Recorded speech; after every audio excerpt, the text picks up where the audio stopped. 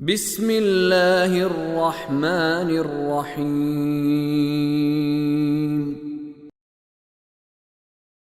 إن تعذبهم فإنهم عبادك وإن تغفر لهم فإنك أنت العزيز الحكيم 118 ان تعذبهم. اب جناب وہ جو پیروں والی بات ذہن میں رکھیے گا. حضرت عیسیٰ کہہ رہے ہیں، یہ نہیں کہہ رہے یا اللہ اب گمراہ یہ ہو گئے ہیں لیکن ہوئے تو میری محبت میں ہے نا، ٹھیک ہے نا، ہوئے تو میری محبت میں ہے، آپ چھوڑ دیں نا. ان تعذبهم فانہم عبادک، اے اللہ اگر تو انہیں عذاب کرے تو یہ تیرے بندے ہیں. اللہ کے نبی نہیں کہتے چھاڑ دے، یہ میرے مرید ہیں تو میرے عشق میں وہ ہو گئے تو فلان ہو گئے، عشق کے نشے میں مست ہو گئے تھے، یہ نہیں کہیں گے اللہ کے نبی. وَإِن تَغْفِرْ لَهُمْ، اور اگر تو ان کی مغفرت کر دے، فَإِنَّكَ أَنْتَ الْعَزِيزُ الْحَكِيمُ، تو ہر بات پر غالب ہے اور تیرا ہی کام حکمت والا ہوتا ہے. تو عذاب کرے تو بھی تیرے بندے، اور تو اگر مغفرت کرنا چاہے تو دونوں کاموں پہ غالب ہے، یعنی سارا اللہ کے سپرد کر رہے ہیں. یہ ہے توحید قرآنی. توجہ فرما رہے ہیں، یہ ہے توحید قرآنی کہ جس میں صاحب اختیار انسان کے ذہن میں سب سے بڑا صاحب اختیار اللہ ہوتا ہے، اور جب اس کو خراب کر دیا جائے پھر اللہ کا دور دور تک کوئی پتہ نہیں ہوتا. سارے کام پھر اللہ کے بغیر ہی انسان کہا جاتا ہے کہ تیرے ہو جانے.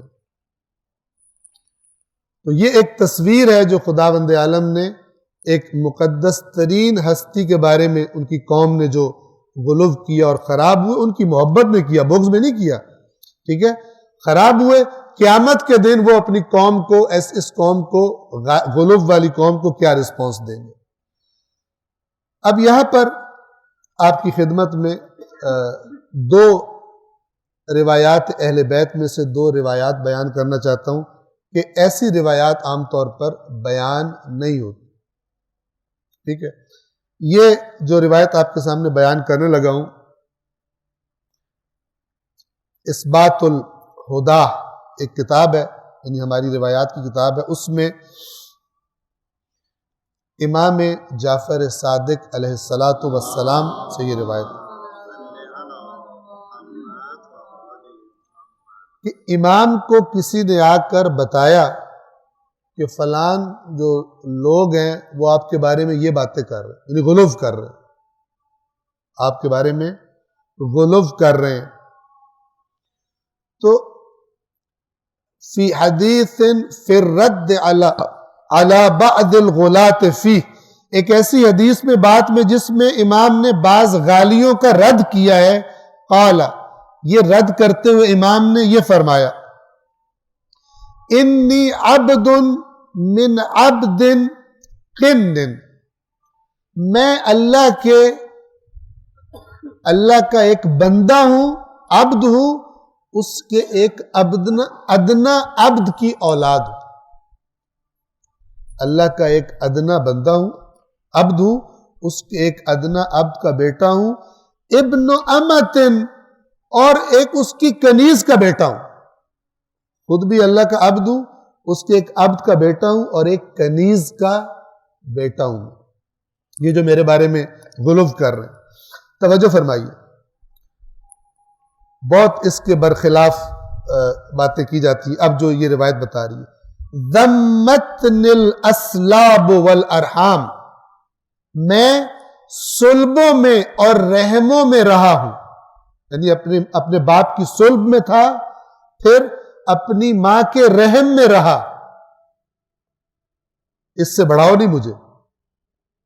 وَإِنِّي لَمَيِّتٌ، یہ جواب بتا رہے ہیں کہ ان چیزوں کے بارے میں غلو کیا غالی نے، کہ یہ جیسے کہتے ہیں نا آج لوگ کہ یہ تو شکم مادر میں نہیں ہوتے، مثلا یہ ہوتا ہے تو وہ ہوتا ہے، فلان ہوتا ہے. پتہ نہیں اس سے پرابلم کیا ہوتی، اس سے کچھ شان گھٹ جاتی ہے؟ نہیں گھٹتی. جن کا سارا مثال کے طور پہ وجود ہی اگر پاک ہے تو پھر اس میں نجاست کا ذکر کہاں سے آئے؟ میں صلبوں میں، اسلاب میں اور والارحام، ٹھیک ہے، اور رحموں میں رہا، وَإِنِّي لَمَيِّتٌ، اور مجھے موت آنی ہے۔ اس کا مطلب ہے غالی صاحب نے کوئی ایسی بات کی تھی کہ ان کو موت نہیں آتی ہے، کوئی اور چکر ہوتا۔ وَإِنِّي لَمَيِّتٌ، اور قرآن میں رسول اللہ کو کہا گیا اِنَّكَ لَمَيِّتٌ، اے رسول یقیناً آپ کو موت آئے گی۔ وَإِنِّي لَمَيِّتٌ وَإِنِّي لَمَبْعُوثٌ، مجھے موت بھی آئے گی اور یقیناً مجھے دوبارہ زندہ کر کے اٹھایا بھی جائے گا قیامت کے دن۔ وَإِنِّي لَمَبْعُوثٌ، اب سنیے، ثُمَّ مَوْقُوفٌ، پھر مجھے کھڑا کیا جائے گا، ثُمَّ مَسْئُولٌ، پھر مجھ سے سوال کیا جائے گا۔ اب آپ دیکھیے، تو سب ذہن میں رہے کہ حضرت عیسیٰ پر تہمت لگائی ان کی امت نے، اور جواب کس کو دینا پڑا اللہ کو؟ خود عیسیٰ کو۔ حضرت عیسیٰ بے قصور ہیں، لیکن کیس میں چونکہ ان کا بھی نام ہے، پورے کیس میں جو ہوا ہے غلو کا اور شرک کا، اس میں حضرت عیسیٰ کا نام ہے، لہذا اللہ تعالیٰ نے حضرت عیسیٰ کو بلایا اور کہا کہ آپ نے کہا تھا ان سے عدالتی کارروائی۔